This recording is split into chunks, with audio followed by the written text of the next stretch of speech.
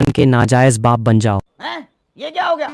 ये क्या सुन रहा हूँ मैं? मेरा मतलब तुम तांग सान के ट्रेनिंग गुरु बन जाओ। अच्छा। क्योंकि रीइंकार्नेट होते ही तुम्हें इन्फिनिट 3 टाइम रिटर्न सिस्टम मिल गया था।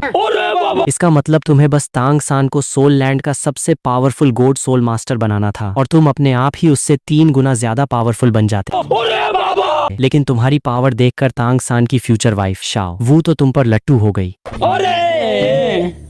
ये तो कुछ मैच न हुआ। कहानी शुरू होती है होली स्पिरिट विलेज के पीछे वाली पहाड़ी पर। सुबह बस होने ही वाली थी। तांग सान पहले से ही कीचड़ में औंधे मुंह पड़ा अपनी लाइफ पर शक कर रहा था। उसके खुरदरे कपड़े जगह जगह से फटे थे, छोटा सा चेहरा पूरा सूजा हुआ, आंखें भी लगभग बंद होने वाली थीं। मैं उसके सामने बैठकर बोला, 30 सेकंड भी नहीं टिक पाया? कई सालों की मेहनत का बस यही रिजल्ट है? तांग सान ने बड़ी मुश्किल से आंख खोली। जैसे ही उसकी नजर मेरी सुनहरी आंखों पर पड़ी, उसका चेहरा और उतर गया। मेरा नाम जियांग चेन है। मैं वो अनाथ हूँ जिसे दादाजी जैक घर लाए थे और पिछले कई सालों से मैं तांग सान की सबसे बड़ी टेंशन बना हुआ हूँ। जिस दिन से उसने तांग सेट की टेक्निक सीखनी शुरू की, मैं हर दूसरे तीसरे दिन उससे स्पार करता रहा, कभी मिस नहीं किया। शुरुआत में वो अपनी शुआन यू जेड हैंड और घोस्ट शैडो स्टेप्स के दम पर कुछ मूव्स चला लेता था, लेकिन सिस्टम के लगातार एंड 3 रिटर्न के बाद उसकी ताकत, स्पीड और स्किल सबको मैं 3 गुना पीछे छोड़ चुका था। धीरे धीरे स्पारिंग एक तरफा ट्रेनिंग बन गई। हालत ये हो गई कि उसे खुद शक होने लगा कि कहीं तांग सेक्ट की टेक्निक्स आउटडेटेड तो नहीं।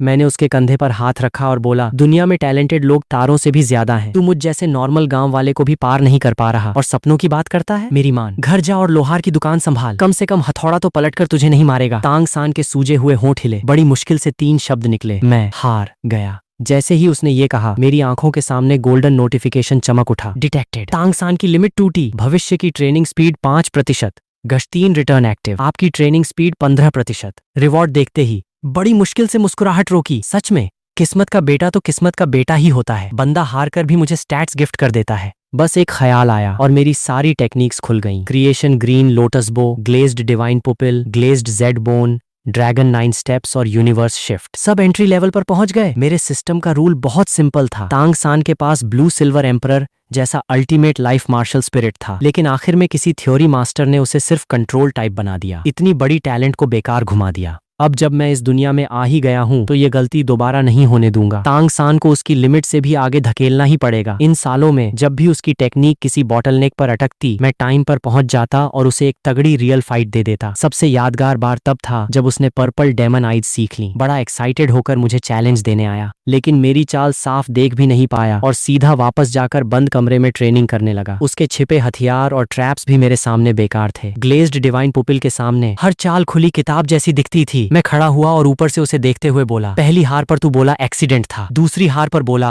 आज फॉर्म खराब थी, लेकिन अब एक्सीडेंट ही तेरी आदत बन गया है। तेरे पास न कोई सेक्ट का सपोर्ट है, न एम्पायर के रिसोर्स। तेरा बाप भी बस दिन भर सोने वाला लोहार है। लेकिन ये सब बहाने हैं, असली रुकावट सिर्फ तेरी ताकत है। अगर इतना प्रेशर भी नहीं झेल सकता तो अभी यहीं अपनी स्पिरिट मास्टर जर्नी खत्म कर दे। तांग सान चुप रहा, लेकिन उसकी उंगलियां मिट्टी में धंस गईं, आंखें धीरे धीरे फिर से तेज हो गईं। वही पुरानी आग देखकर मैंने सिर हिलाया। हाँ, यही नजर चाहिए। वो जितना मुझे पीछे छोड़ना चाहता उतनी मेहनत करता, और वो जितनी मेहनत करता मेरा 3 रिटर्न उतना ही खतरनाक बन जाता। मैं पहाड़ से नीचे उतर गया। काफी देर बाद तांग सान ने करवट बदली और लंबी सांस ली। बाद में पता चला ये लगातार 7वीं बार थी जब वो मुझसे हारा था। वैसे मेरी बातें उसे चुभती जरूर थीं, लेकिन वो ये भी जानता था कि जब स्पार नहीं होता तो घर में कुछ अच्छा बनता। मैं उसका हिस्सा उसके लिए बचाकर रखता था। घाव सहलाते हुए उसने दांत भींचकर कहा, चेन भाई, ये हिसाब मैं याद रखूंगा। जिस दिन तुझसे आगे निकल गया सबका बदला एक साथ लूंगा। फिर वो पालथी मारकर शुआन थेन टेक्निक चलाने लगा ताकि अपनी इनर पावर वापस ला सके। लेकिन सिर्फ एक सर्कुलेशन के बाद उसका चेहरा बदल गया। उसकी ट्रेनिंग स्पीड लगभग 30% बढ़ चुकी थी।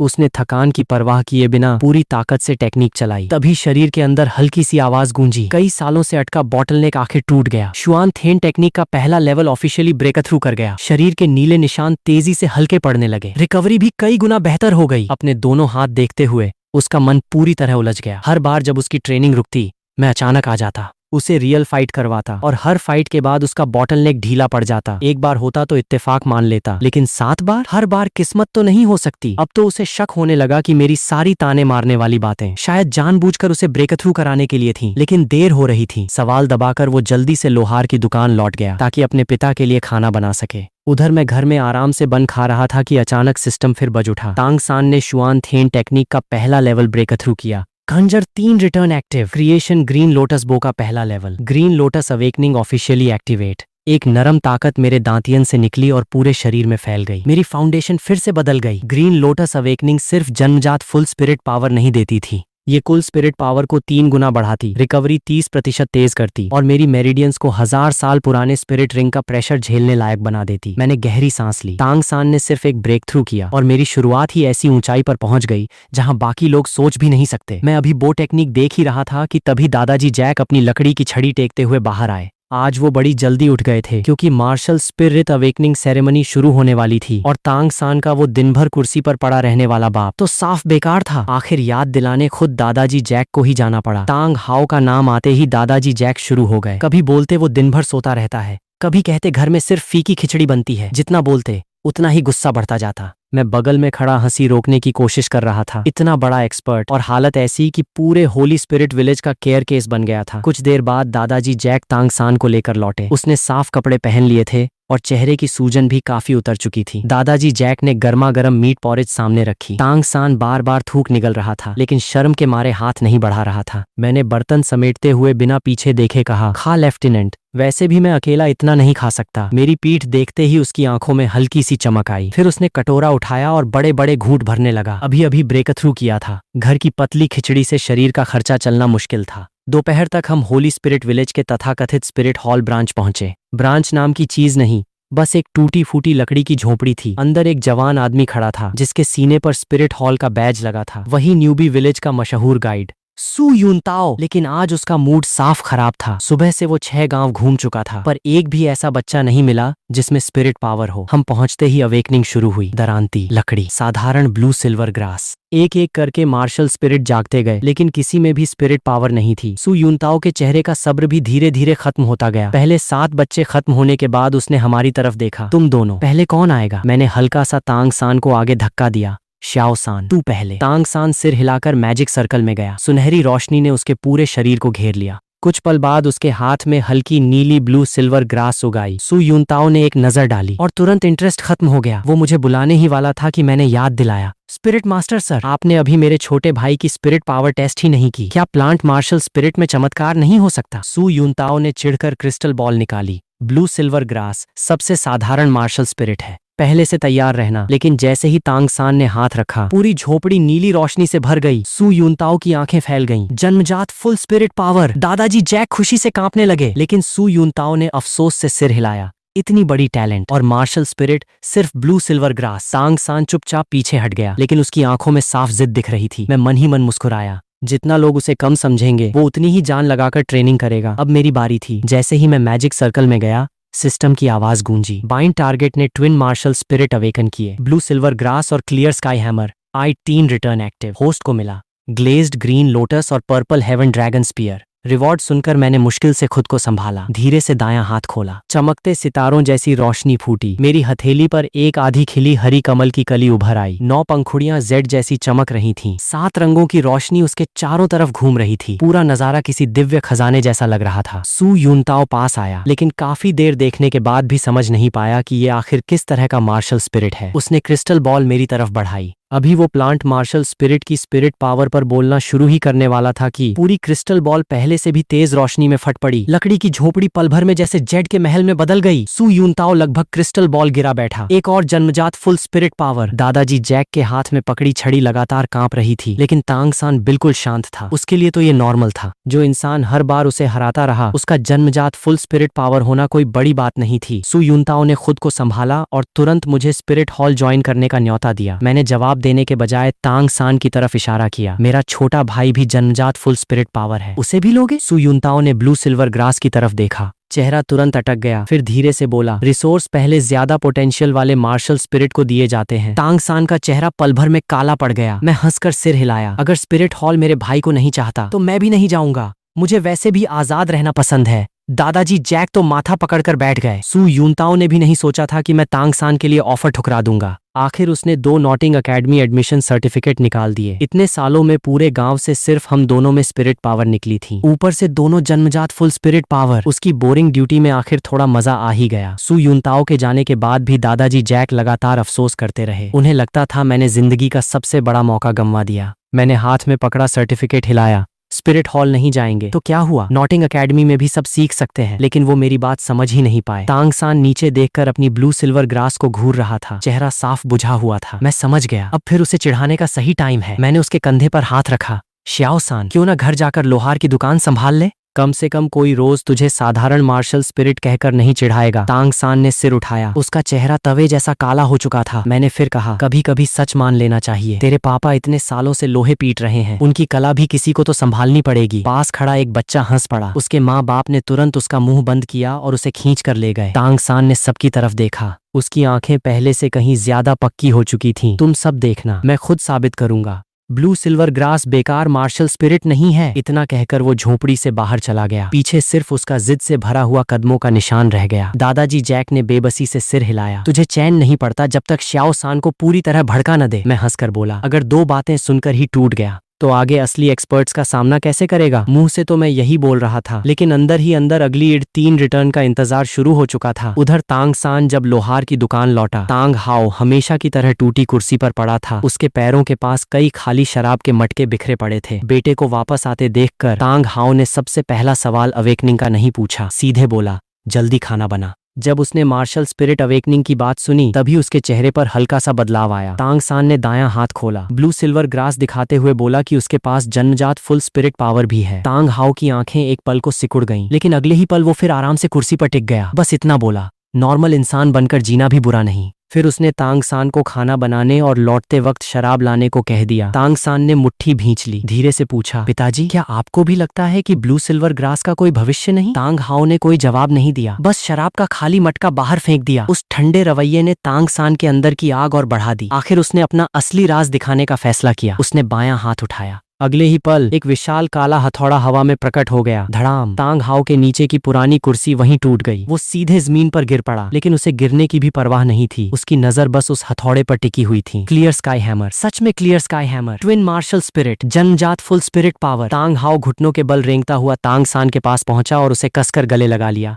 तांग सान के जन्म के बाद ये पहली बार था जब उसके पिता ने उसे खुद गले लगाया था, इतनी जोर से कि तांग सान की सांस रुकने लगी। तब जाकर तांग हाओ ने उसे छोड़ा और गंभीर होकर पूछा, ये बात किसी और को तो नहीं पता? जब यकीन हो गया कि राज बाहर नहीं गया, तब उसने तुरंत समझाया, क्लियर स्काई हैमर दुनिया का सबसे ताकतवर अटैक मार्शल स्पिरिट है, लेकिन जब तक तू पूरी तरह मजबूत नहीं हो जाता, इसे कभी किसी के सामने मत दिखाना। फिर उसने पूछा, क्या तू स्पिरिट मास्टर बनना चाहता है? तांग सान ने बिना सोचे जवाब दिया, हाँ, मैं ऐसा स्पिरिट मास्टर बनना चाहता हूँ जो जियांग चेन को हरा सके। मेरा नाम सुनकर तांग हाओ ने जरा भी ध्यान नहीं दिया। उसकी नजर में ट्विन मार्शल स्पिरिट वाला तांग सान एक दिन मुझे बहुत पीछे छोड़ ही देगा। जब तांग सान ने बताया कि मेरा मार्शल स्पिरिट कमल है और मेरे पास भी जन्मजात फुल स्पिरिट पावर है, तांग हाओ बस हल्का सा मुस्कुराया। दुनिया का नंबर 1 अटैक मार्शल स्पिरिट तेरे पास है। आज से तुम दोनों की राहें अलग हो चुकी हैं। उसे बिल्कुल नहीं पता था कि मेरे पास भी ट्विन मार्शल स्पिरिट हैं। उस दिन के बाद तांग हाओ ने खुद तांग सान को लोहार का काम और ताकत इस्तेमाल करने की टेक्निक सिखानी शुरू कर दी। लेकिन ट्रेनिंग शुरू होने से पहले तांग सान को हमेशा की तरह पहले खाना बनाना ही पड़ता था। बेटे की पीठ देखते हुए तांग हाओ की आंखों में सालों पुरानी चमक फिर लौट आई। उसकी सोई हुई लड़ने की इच्छा आखिर जाग चुकी थी। उधर मैं एक सुनसान जगह पहुंचा और अपना ग्लेज्ड ग्रीन लोटस बुलाया। 9 पंखुड़ियां जेड की तरह चमक रही थीं। बीच में 7 रंगों वाला एक कमल बीज तैर रहा था। देखने में तो ये बिल्कुल लड़ाई वाला मार्शल स्पिरिट नहीं लगता था, लेकिन इसकी ताकत क्या है ये अभी तक मुझे भी नहीं पता था।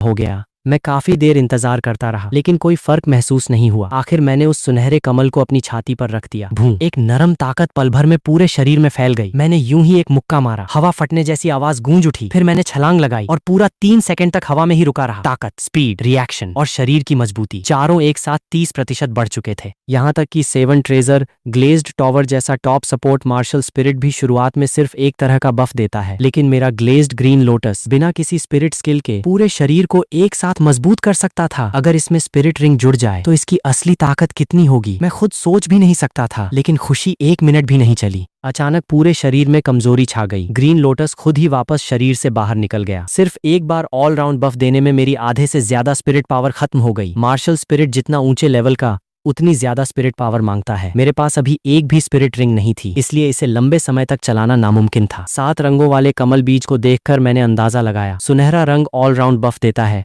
बाकी 6 रंग शायद 6 अलग अलग एबिलिटी का संकेत हैं। भविष्य में जब इसमें 9 स्पिरिट रिंग लगेंगी तो ग्लेज्ड ग्रीन लोटस के पास शायद 10 से भी ज्यादा एबिलिटी होंगी। और इसमें मेरा दूसरा martial spirit purple heaven dragon spear अभी शामिल भी नहीं है। मैंने कमल वापस लिया। बाएं हाथ में बैंगनी बिजली लिपटने लगी। धीरे धीरे 6 फुट लंबा भाला बन गया। उस पर ड्रैगन की नक्काशी थी, नोक तारों जैसी चमक रही थी और कहीं दूर से ड्रैगन की गर्जना सुनाई दे रही थी। लेकिन जैसे ही मैंने उसे पकड़ा, मेरी स्पिरिट पावर तेजी से खत्म होने लगी। मजबूर होकर तुरंत वापस बुलाना पड़ा। दूसरा मार्शल स्पिरिट साफ तौर पर और भी ताकतवर था, लेकिन फिलहाल उसे सिर्फ ट्रम्प कार्ड की तरह ही रखा जा सकता था। मैं बैठकर क्रिएशन ग्रीन लोटस टेक्निक चलाने लगा। दांतियन में कमल की परछाई धीरे धीरे घूमने लगी। चारों तरफ की स्पिरिट पावर नदी की तरह मेरे अंदर आने लगी। एक अगरबत्ती जलने जितने समय में मेरी आधे से ज्यादा स्पिरिट पावर वापस आ चुकी थी। अगर ट्विन मार्शल स्पिरिट की असली ताकत दिखानी है तो मुझे जल्द से जल्द पहली स्पिरिट रिंग हासिल करनी होगी। लेकिन होली स्पिरिट विलेज के आसपास कोई सही स्पिरिट बीस्ट फॉरेस्ट नहीं था और नॉटिंग अकेडमी खुलने में अभी पूरे 3 महीने बाकी थे। सबसे बड़ी बात, अब मैं पहले की तरह तांग सान को रोज ट्रेनिंग के लिए नहीं बुला सकता था। पहले तांग हाओ को उसकी ज्यादा परवाह नहीं थी।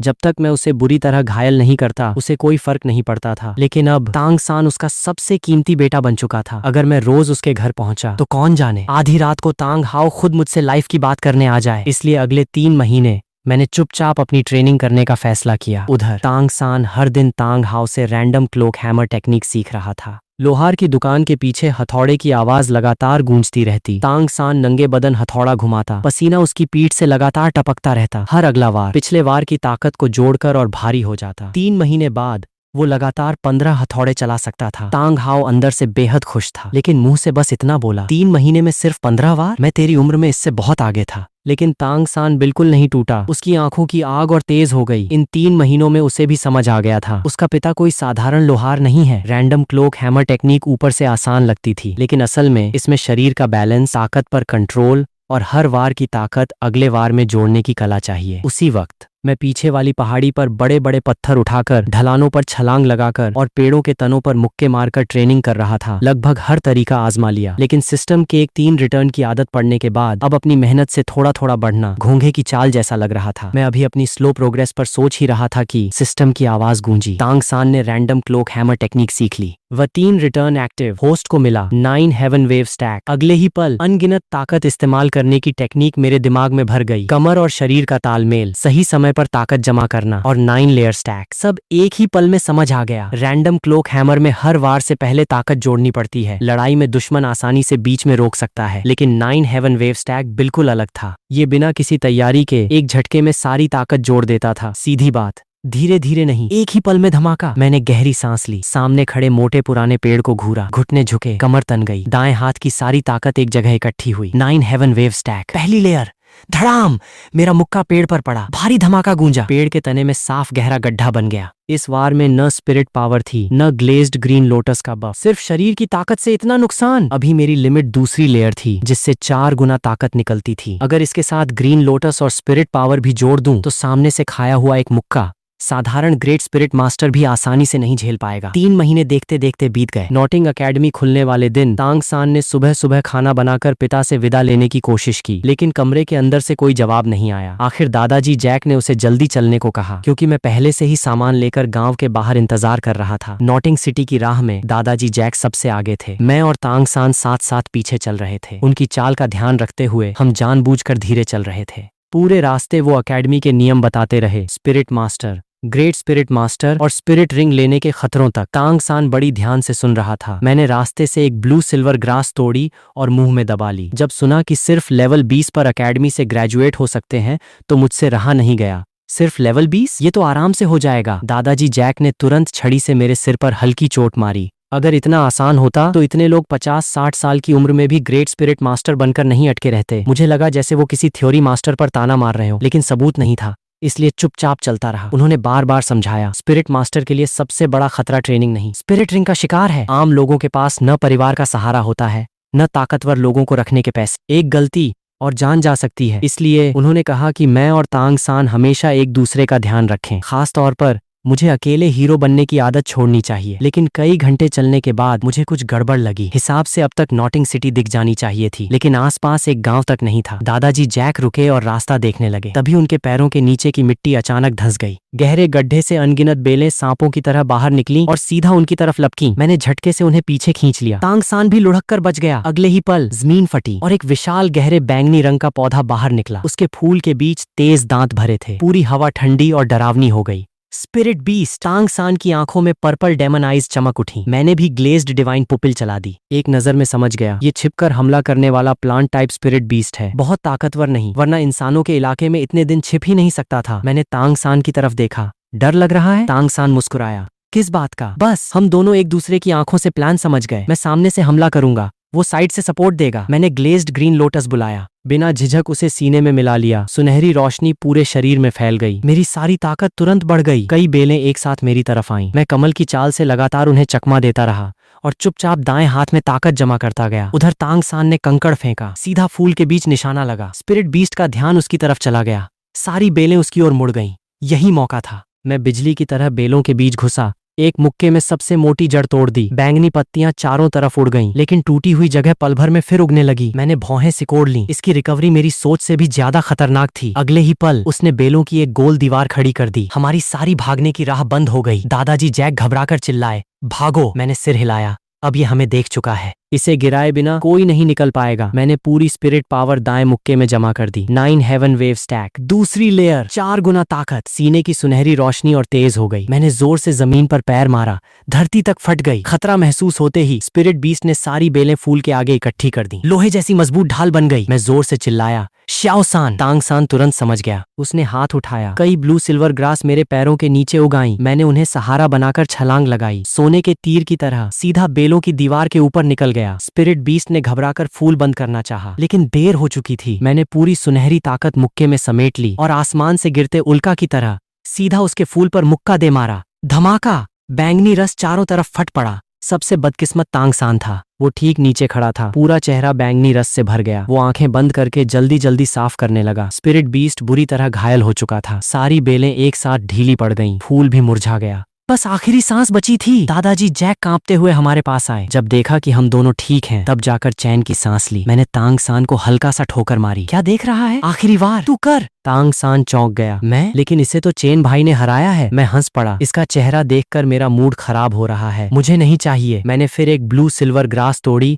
और मुंह में दबा ली। जल्दी खत्म कर, वरना अंधेरा होने से पहले अकेडमी नहीं पहुंचेंगे। तांगसान मेरी तरफ गंभीर नजरों से देखते हुए बोला, चेन भाई, ये एहसान। मैंने हाथ हिलाकर उसे चुप कराया। इतनी फॉर्मेलिटी मत कर। तांगसान ने खंजर निकाला और आखिरी वार कर दिया। धीरे धीरे एक गहरा पीला स्पिरिट रिंग ऊपर उठने लगा। उसकी आभा देखकर मैंने अंदाजा लगाया, ये करीब 780 साल पुरानी सोल डेमन वाइन थी। तांगसान पालथी मारकर बैठ गया। शुआन थेन टेक्निक चलाते हुए उसने स्पिरिट रिंग को अपनी तरफ खींचा। तुरंत ही जबरदस्त ताकत उसकी मेरिडियंस पर टूट पड़ी। आमतौर पर पहले स्पिरिट रिंग की सुरक्षित लिमिट 500 साल से भी कम होती है। दादाजी जैक बेचैनी से इधर उधर घूमने लगे, लेकिन मुझे जरा भी टेंशन नहीं थी। शुआन थेन टेक्निक, जेड हैंड और उसकी मजबूत बॉडी, इन सब के साथ 700-800 साल का स्पिरिट रिंग उसे रोक नहीं सकता था। मुझे तो बस सिस्टम के अगले रिटर्न का इंतजार था। जैसे उम्मीद थी वैसे ही नोटिफिकेशन आ गया। तांगसान ने पहला स्पिरिट रिंग एब्जॉर्ब किया। सोल डेमन वाइन, लगभग 780 साल, गश्त 3 रिटर्न एक्टिव। होस्ट को मिला पहला spirit ring, sun moon lotus, 2200 साल,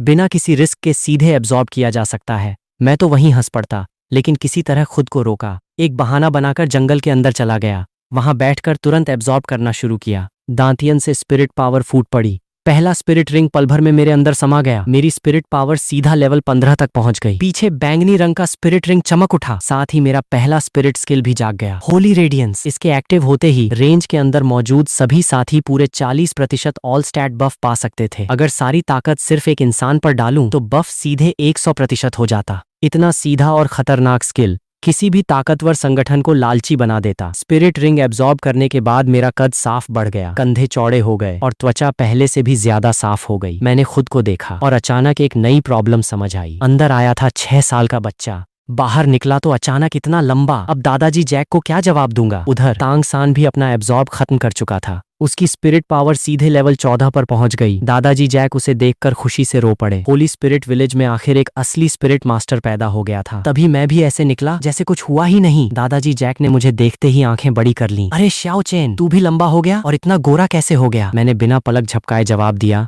अभी पेट खराब था, जंगल में जाकर हल्का हुआ, शायद इसी से बॉडी भी फ्रेश हो गई। दादाजी जैक और तांग सान दोनों एक साथ चुप हो गए। मैंने तुरंत बात बदल दी, चल अपना मार्शल स्पिरिट दिखा। सोल डेमन वाइन एब्जॉर्ब करने के बाद उसकी ब्लू सिल्वर ग्रास पहले से कहीं मोटी और मजबूत हो गई थी। पत्तों के बीच हल्की बैंगनी चमक भी बह रही थी। सिर्फ लाइफ फोर्स नहीं बढ़ी, अब हमला लगने पर वो सामने वाले की स्पिरिट पावर भी धीरे धीरे सोख सकती थी। फिर उसने अपना पहला स्पिरिट स्किल दिखाया, blue silver bind. Blue silver grass सांप की तरह निकली और पल भर में एक बड़े पत्थर को जकड़ लिया। सिर्फ बांधती ही नहीं थी, उसके साथ जहर जैसा असर भी करती थी। जितना ज्यादा दुश्मन छूटने की कोशिश करता, उतनी तेज उसकी स्पिरिट पावर खत्म होती। कंट्रोल और ड्रेन दोनों एक साथ। दादाजी जैक ने जब सुना कि ये दूसरों की स्पिरिट पावर भी खींच सकती है तो उनका चेहरा थोड़ा अजीब हो गया। तांग सान ने तुरंत गंभीर होकर कहा, इसे स्ट्रैटेजी कहते हैं। मैं मन ही मन हंस पड़ा। वाह तांग सान, ब्लू सिल्वर ग्रास अपग्रेड होने के बाद भी तेरी लड़ाई का स्टाइल उतना ही चालाक है। थोड़ा आराम करने के बाद हम फिर रास्ते पर निकल पड़े। करीब 1 घंटे बाद नॉटिंग सिटी आखिर सामने दिखाई दे गई। अकेडमी के गेट पर पहुंचते ही 2 गार्डों ने हमें रोक लिया। दादाजी जैक ने जल्दी से एडमिशन सर्टिफिकेट निकालकर बताया कि हम होली स्पिरिट विलेज से आए हैं। लेकिन जैसे ही उन्होंने ब्लू सिल्वर ग्रास और कमल मार्शल स्पिरिट देखा, दोनों जोर से हंस पड़े। उन्हें यकीन ही नहीं हुआ कि इतना छोटा गांव 2 जन्मजात फुल स्पिरिट पावर वाले बच्चे पैदा कर सकता है। उन्होंने सर्टिफिकेट नकली बता दिया, उसे जमीन पर फेंका और ऊपर से पैर भी रख दिया। फिर हमें तुरंत निकल जाने को कहा। दादाजी जैक गुस्से से कांपने लगे, लेकिन हमारी पढ़ाई के लिए वो झुककर सर्टिफिकेट उठाने ही वाले थे। मैंने उनका हाथ रोक लिया, फिर तांग सान की तरफ देखा। अगर इन्हें तेरी पहचान पर शक है तो दिखा दे, असली स्पिरिट मास्टर कैसा होता है। तांग सान एक कदम आगे बढ़ा। उसके पैरों के नीचे से गहरा पीला स्पिरिट रिंग धीरे धीरे ऊपर उठने लगा। करीब 800 साल पुरानी स्पिरिट पावर पूरे गेट पर फैल गई। दोनों गार्डों की हंसी वहीं रुक गई। उन्हें यकीन ही नहीं हो रहा था कि सामने खड़ा 6 साल का बच्चा पहले ही लेवल 14 स्पिरिट मास्टर बन चुका है। तांग सान ने हाथ उठाया, ब्लू सिल्वर ग्रास निकली। Blue silver bind. पल भर में दोनों गार्ड कसकर बंध गए। उनकी स्पिरिट पावर भी धीरे धीरे खींचने लगी। जो अभी तक अकड़ रहे थे अब लगातार माफी मांगने लगे। मैं आराम से उनके पास गया, उनके हाथ से सर्टिफिकेट वापस लिया, फिर सर्टिफिकेट मोड़कर पॉकेट में रख लिया। सर्टिफिकेट तो असली है, अब बताओ इसका क्या करोगे? दोनों ने तुरंत पैसे की थैली निकालकर माफी मांगी। मैंने थैली तौली, फिर दादाजी जैक की तरफ देखा। एक इंसान और बचा है जिससे माफी मांगनी चाहिए। दोनों गार्ड तुरंत दादाजी जैक के सामने झुक गए। दादाजी जैक थोड़ा झेंप गए, लेकिन उनके चेहरे पर आखिर सुकून आ गया। मैंने पैसे रखे, तांग सान को स्पिरिट स्किल हटाने को कहा और फिर हम तीनों पूरे सम्मान के साथ नॉटिंग अकेडमी के अंदर चले गए। अभी ज्यादा दूर नहीं पहुंचे थे कि बगल से एक शांत आवाज आई, तुम दोनों होली स्पिरिट विलेज से आए वर्क स्टडी स्टूडेंट हो ना? मैंने मुड़कर देखा। एक साधारण ग्रे चोगा पहने छोटे बालों वाला मध्यम उम्र का आदमी हमारी तरफ आ रहा था। उसके हाथ में एक मोटी किताब थी। दादाजी जैक ने उसे कोई बड़ा आदमी समझकर आदर से पूछा। वो मुस्कुराया, मैं अकेडमी का टीचर नहीं हूँ, बस थ्योरी पर रिसर्च करता हूँ। सब लोग मुझे मास्टर कहते हैं। मैंने उसे तुरंत पहचान लिया। यही था तांग सान का भविष्य का थ्योरी टीचर और सालों से लेवल 29 पर अटका हुआ great spirit master Yu Xiaogang. उसने खुद आगे बढ़कर हमारा एडमिशन करवाने की बात कही। दादाजी जैक कुछ बातें समझाकर वापस लौट गए। मैं और तांग सान उसके पीछे पीछे चल पड़े, लेकिन हम दोनों को एक ही बात अजीब लगी, उसका यूं अचानक मिल जाना कुछ ज्यादा ही संयोग था। तांग सान ने धीरे से पूछा, चेन भाई आपको ये मास्टर कैसा लगा? मैंने सीधा जवाब दिया, थोड़ी नॉलेज तो लगती है, लेकिन इसकी हर बात को आंख बंद करके मत मानना, पहले खुद वेरीफाई करना। तांग सान ने गंभीर होकर सिर हिला दिया। हम अभी अभी अकेडमी में दाखिल हुए थे और वो खुद चलकर हमारे पास आ गया था। मतलब साफ था, वो काफी देर से हमें देख रहा था। ऑफिस में पहुंचते ही यू शियाओगांग खिड़की के पास जाकर हाथ पीछे बांधकर खड़ा हो गया, आसमान की तरफ देखते हुए पूरी रहस्यमयी एंट्री मार रहा था। फिर हमारी तरफ मुड़ा और शांत आवाज में बोला, तुम दोनों की जानकारी मैं देख चुका हूँ, जन्मजात फुल स्पिरिट पावर, किसी तरह मेरे शिष्य बनने लायक हो। क्या तुम दोनों मुझे अपना गुरु मानना चाहोगे? मैं और तांग सान दोनों एक साथ चुप हो गए। अभी मिले मुश्किल से कुछ मिनट हुए थे और सीधे शिष्य बनने का ऑफर, थोड़ा ज्यादा जल्दी नहीं था? हमारी चुप्पी देखकर यू शियाओगांग ने खंखार कर फिर अपनी थ्योरी शुरू कर दी। उसने कहा, भले मेरी स्पिरिट पावर ऊंची नहीं है, लेकिन मार्शल स्पिरिट थ्योरी में पूरे महाद्वीप पर मेरे बराबर लोग बहुत कम हैं। फिर उसने अपनी सबसे मशहूर बात रखी, जन्मजात स्पिरिट पावर मार्शल स्पिरिट की क्वालिटी से जुड़ी होती है। साधारण ब्लू सिल्वर ग्रास कभी जन्मजात फुल स्पिरिट पावर नहीं ला सकती। वो तांग सान को घूरते हुए धीरे से बोला, इसका मतलब तेरे पास दूसरा मार्शल स्पिरिट भी है। तांग सान की आंखें सिकुड़ गईं। उसने चुपचाप बायां हाथ पीछे कर लिया। ट्विन मार्शल स्पिरिट उसका सबसे बड़ा राज था और सामने खड़ा ये अजनबी सिर्फ कागज देखकर ही अंदाजा लगा चुका था। मैं मन ही मन हंस पड़ा। सुनने में उसकी बात बड़ी रहस्यमयी लग रही थी, लेकिन असल में ब्लू सिल्वर ग्रास और जन्मजात फुल स्पिरिट पावर के बीच का विरोध साफ दिखता था। थोड़ा डेटा हो और बाकी संभावनाएं हटाओ तो ट्विन मार्शल स्पिरिट का अंदाजा लगाना मुश्किल नहीं था। तांग सान तो एक पल के लिए ये भी सोचने लगा कि कहीं इस आदमी को हमेशा के लिए चुप करा देना चाहिए, लेकिन यू शियाओगांग को लगा उसकी थ्योरी से तांग सान पूरी तरह प्रभावित हो गया है। वो फिर बोला, ट्विन मार्शल स्पिरिट 100 साल में एक बार मिलती है। अगर तुम मेरे शिष्य बन जाओ तो मैं तुम्हारे लिए सबसे परफेक्ट ट्रेनिंग रूट तैयार करूंगा। मैंने बीच में ही रोक दिया, मास्टर एक छोटा सा सवाल है। आपने मार्शल स्पिरिट की 10 कोर थ्योरी दी है, तो पहले स्पिरिट रिंग की मैक्सिमम उम्र कितनी होती है? यू शियाओगांग एक पल को रुका, फिर पूरे भरोसे से बोला, सही आंकड़ा 423 साल। मैंने तांग सान के कंधे पर हाथ रखा। श्याओ सान, मास्टर को अपना पहला स्पिरिट रिंग दिखा। गहरा पीला स्पिरिट रिंग धीरे धीरे ऊपर उठा। करीब 800 साल पुरानी आभा पूरे कमरे में फैल गई। यू शियाओगांग की आंखें फैल गईं। उसकी थ्योरी बोलते ही टूट चुकी थी। मैं मुस्कुराकर बोला, मेरे छोटे भाई का पहला स्पिरिट रिंग करीब 780 साल पुराना है। मास्टर, लगता है आपकी थ्योरी अपडेट करने का टाइम आ गया है। तांग सान ने स्पिरिट रिंग वापस लिया। अब उसकी नजर में भी मास्टर पर थोड़ा शक आ गया था। अगर पहले स्पिरिट रिंग की लिमिट ही गलत निकली तो क्या ये सच में अच्छे गुरु हैं? यू शियाओगांग का चेहरा लाल पड़ गया। वो बार बार यही दोहराता रहा कि उसकी थ्योरी गलत नहीं हो सकती, लेकिन उसने एक बात नहीं सोची। आम स्पिरिट मास्टर की बॉडी इतना पुराना स्पिरिट रिंग नहीं झेल सकती, लेकिन तांग सान शुआन थेन टेक्निक और जेड हैंड की वजह से पहले से ही अलग था। जितना तांग सान उसकी थ्योरी तोड़ रहा था, उतना ही वो उसे अपना शिष्य बनाना चाहता था। ऐसा जीनियस ही उसका नाम साबित कर सकता था। आखिर उसने मुस्कुराकर कहा, ये सिर्फ बहुत रेयर केस है, मेरी बाकी थ्योरी बिल्कुल सही है। मैंने फिर पूछा, तो मास्टर मेरे पहले स्पिरिट रिंग की मैक्सिमम उम्र कितनी हो सकती है? अब उसे समझ आ चुका था कि मैं जानबूझकर सवाल कर रहा हूँ, लेकिन पीछे भी नहीं हट सकता था। काफी सोचकर बोला, 800 साल, इससे आगे कोई नहीं जा सकता। मैंने लंबी सांस ली। लगता है आपको सच में अपनी थ्योरी बदलनी पड़ेगी। अब की बार वो थोड़ा गुस्सा हो गया। सीधे अलमारी खोली और एक नीली कमरबंद मेज पर पटक दी। अगर तुम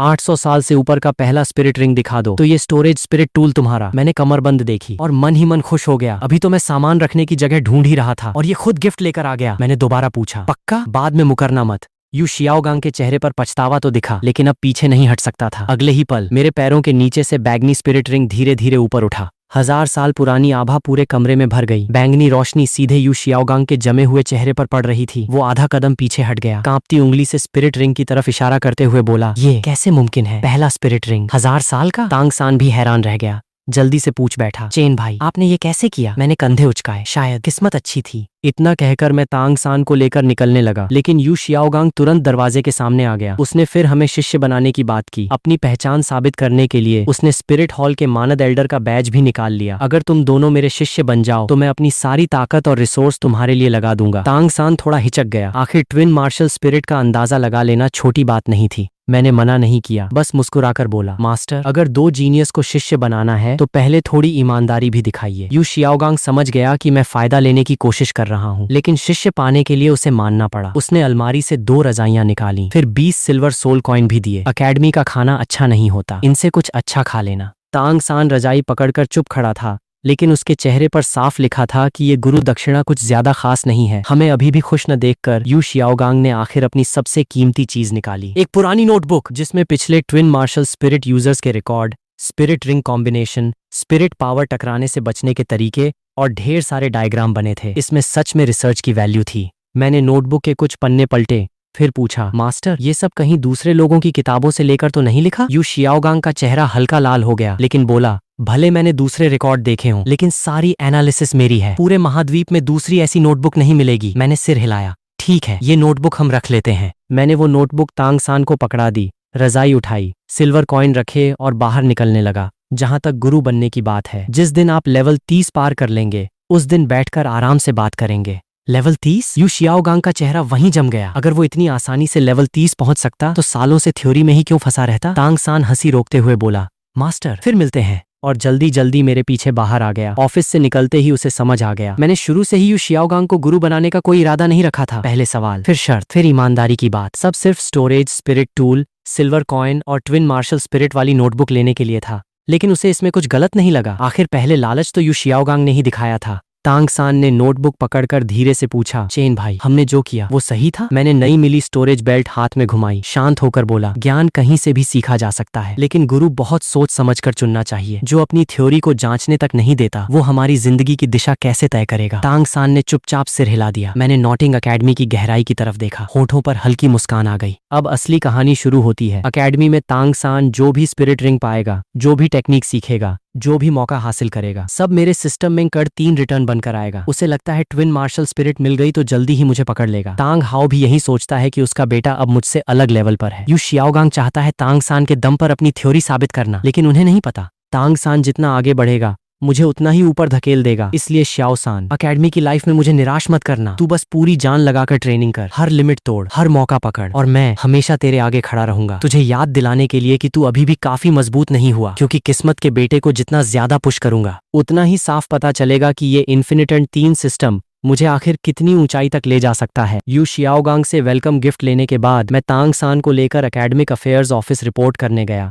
आईडी रजिस्टर की, यूनिफॉर्म ली और हॉस्टल अलॉट करवाया। पूरा काम 10 मिनट में खत्म। बस डायरेक्टर सू हमारी डिटेल्स देखकर हैरान रह गए। 2-2 इनेट फुल स्पिरिट पावर वाले, पर स्पिरिट्स दोनों की एकदम कबाड़। डायरेक्टर सू के हिसाब से तांग सान की ब्लू सिल्वर ग्रास का कोई फ्यूचर नहीं था और मेरी लोटस स्पिरिट का तो नाम भी नहीं सुना था। अगर सच में कोई फाड़ू टैलेंट होता तो स्पिरिट हॉल वाले कब का उठा लेते। नोडिंग एकेडमी के हाथ थोड़ी लगता। जाहिर है उन्हें अभी नहीं पता था कि हमारी पहली स्पिरिट रिंग्स पहले ही सारे कायदे कानून तोड़ चुकी हैं। डायरेक्टर सू ने हमारे हाथ में रजाइयां देखी और कैजुअली पूछा, अभी मास्टर से मिलकर आ रहे हो क्या? तांग सान ने सच बता दिया कि यू शियाओगांग हमें अपना चेला बनाना चाहता था। इतना सुनते ही ऑफिस के टीचर हंस पड़े और उसकी कोर थ्योरी का मजाक उड़ाने लगे। किसी ने कहा यू शियाओगांग बस बातें बनाना जानता है, तो किसी ने याद दिलाया कि वो प्रिंसिपल का दोस्त है, थोड़ी इज्जत रख लो। तांग सान यह सुनकर सन्न रह गया। उसके दिमाग में एक ऐसे फेंकू की इमेज बन गई जो बस नाम की मार्केटिंग करता है। वो मन ही मन खुश हुआ कि मेरी बात मानकर उसने जल्दबाजी में उसे गुरु नहीं बनाया। तांग सान की आंखों में मेरे लिए इज्जत और बढ़ गई और तभी सिस्टम का नोटिफिकेशन बजा। तांग सान की इज्जत बढ़ी,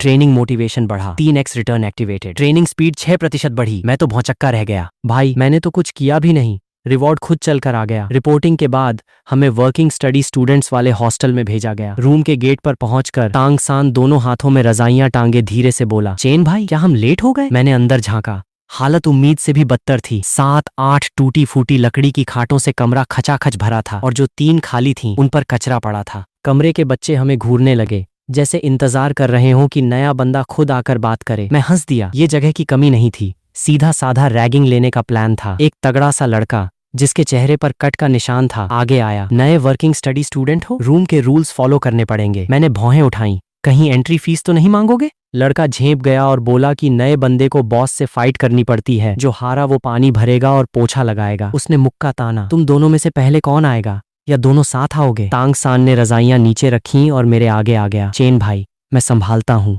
ऐसे छुटभइये अपोनेंट के लिए मुझे हाथ गंदे करने की जरूरत नहीं थी, तो मैं चौखट से टिक कर मैच देखने लगा। तांग सान कमरे के बीच में गया, राइट हैंड उठाया, तांग सान प्लीज गाइड। कट वाले चेहरे का लड़का गुर्राया, याद रखना मेरा नाम वांग शेंग है। इतना बोलते ही उसने मुक्का चलाया। अपनी भारी बॉडी के दम पर नए लड़के को औकात दिखाना चाहता था। तांग सान हल्का सा साइड हुआ, मुक्का हवा में लहराया और तांग सान ने वांग शेंग का हाथ पकड़कर हल्का सा खींच दिया। वांग शेंग का बैलेंस बिगड़ा और वो सीधे बेड पर जा गिरा। अगर संभाल न पाता तो बॉस बनने की फाइट पहली ही चाल में खत्म हो जाती। वांग शेंग का चेहरा लाल हो गया। वो दोबारा तांग सान की तरफ झपटा, इस बार मुक्का नहीं, सीधे गले लगाने के चक्कर में। तांग सान ने उसे पास आने दिया, लेफ्ट हैंड कमर पर रखा और राइट हैंड से धक्का दे दिया। वांग शेंग गोल घूमकर सीधे गांड के बल जमीन पर गिरा। कमरे में सन्नाटा छा गया। किसी बच्चे को समझ ही नहीं आया कि क्या हुआ। वांग शेंग जमीन पर बैठा ब्लैंक होकर तांग सान को देखने लगा, जबकि तांग सान ने बस हाथ झाड़े और बोला, और लड़ना है? 2 अटैक। और तांग सान ने बिना कोई पावर यूज किए बॉस को पछाड़ दिया। वांग शेंग भी दिलदार निकला, उठकर सीधा हार मान ली। आज से तुम हमारे हॉस्टल के बॉस हो। तांग सान ने सिर हिलाया और दरवाजे पर टिके मेरी तरफ इशारा किया। मैं बॉस नहीं हूँ और न ही यहाँ का सबसे स्ट्रांग बंदा हूँ। सबकी नजरें मुझ पर टिक गईं। वांग शेंग और बाकी समझ गए कि तांग सान खुद इतना खतरनाक है, पर उसके लिए भी मैं कोई अनरीचेबल लेवल हूँ। मैं आराम से कमरे में घुसा, बॉस के चक्कर को इग्नोर किया और पूछा, इस हॉस्टल बिल्डिंग में सबसे बेस्ट रूम कौन सा है? वांग शेंग हैरान हुआ पर सच बता दिया, ऊपर 3rd फ्लोर का रूम नंबर 3 सबसे बड़ा है। वहाँ बस 3 सीनियर रहते हैं।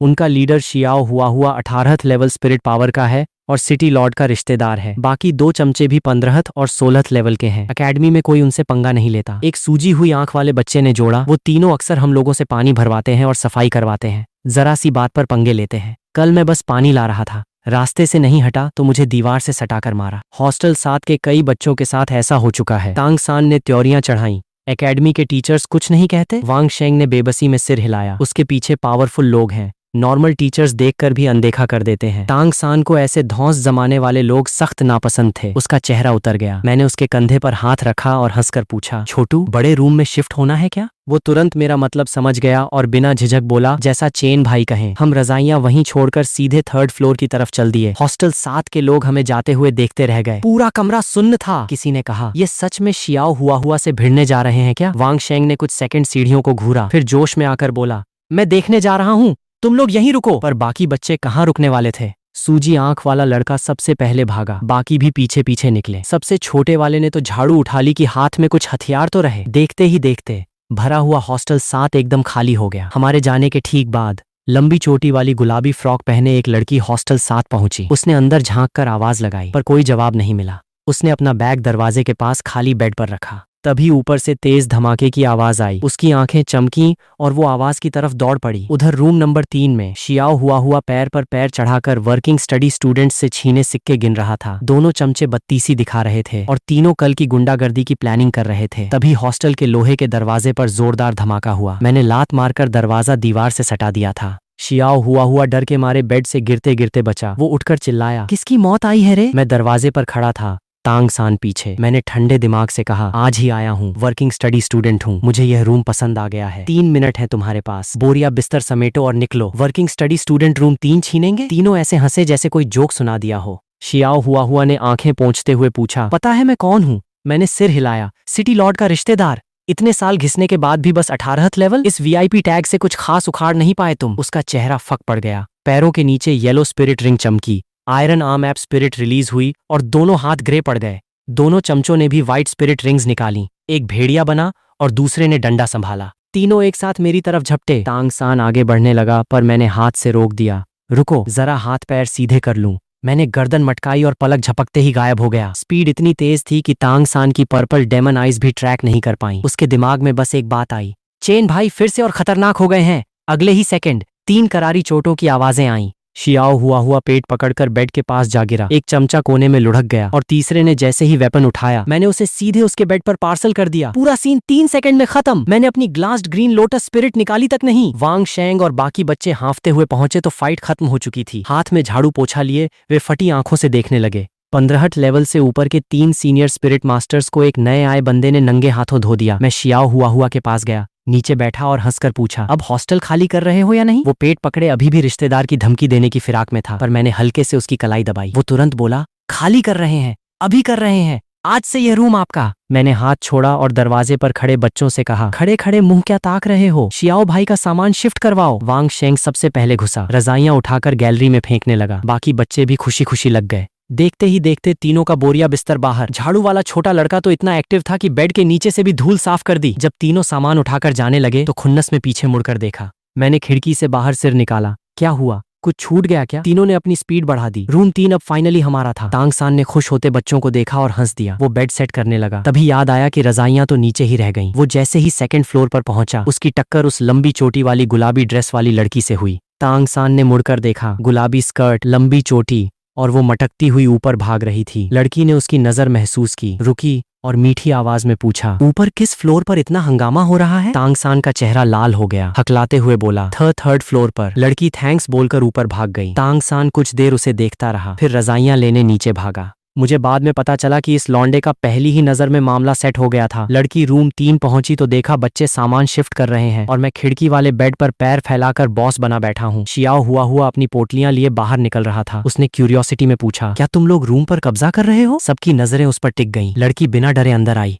हाय, मेरा नाम शियाओ वू है, डांस वाला वू। मैं भी इस साल की वर्किंग स्टडी स्टूडेंट हूँ। वांग शेंग वगैरह ने इंट्रो दिया, बस मैं चुप रहा। उस गेटअप को देखकर मैं समझ गया कि यह तांग सान की फ्यूचर वाइफ है। ओरिजिनल स्टोरी में इसे हॉस्टल 7 में तांग सान को चैलेंज करना था, पर मेरी एंट्री से स्क्रिप्ट बदल गई। वांग शेंग को रूल्स याद आए। उसने बताया कि नए बंदे को बॉस से लड़ना पड़ता है, हारे तो काम करो, जीते तो नए बॉस बनो। शियाओ वू का नाम सुनते ही आंखें चमक उठें। बॉस कौन है? अभी फाइट करते हैं। वांग शेंग ने मेरी तरफ इशारा किया। वो मेरे बेड के पास आई, हाथ कमर पर रखे। तुम इनके बॉस हो या शियाओ वू दीदी से लड़ने में फट रही है? मैंने रूम के बोर्ड की तरफ इशारा किया। यहाँ रूम 3 लिखा है। तुम्हें हॉस्टल 7 का बॉस चाहिए। शियाओ वू ब्लैंक हो गई। वांग शेंग ने जल्दी से समझाया, हमने अभी सीनियर मास्टर्स को भगाया है, तो फिलहाल हॉस्टल 7 का बॉस यही है। शियाओ वू ने रूम देखा, बड़ा साफ और हवादार। उसने तुरंत प्लान बदला। ओके, अगर तुम रूम 3 के बॉस हो तो मैं तुम्हें चैलेंज करती हूँ। जीती तो यह रूम मेरा। मैं आराम से खड़ा हुआ। स्पिरिट रिंग से एनहांस हुई। मेरी बॉडी उससे पूरी 1 हाथ लंबी थी। उस पर मेरी परछाई पड़ रही थी। उसने ऊपर देखा। तुम इतने लंबे कैसे हो? मैंने हाथ फैलाए। तुम नाटी रह गई तो मेरी गलती है क्या? उसने गुस्से में गाल फुला लिए। लंबा होने से कुछ नहीं होता। आज शियाओ वू दीदी लंबे लोगों को ही धोएगी। वो पीछे हटी। पैरों के नीचे से येलो स्पिरिट रिंग निकली।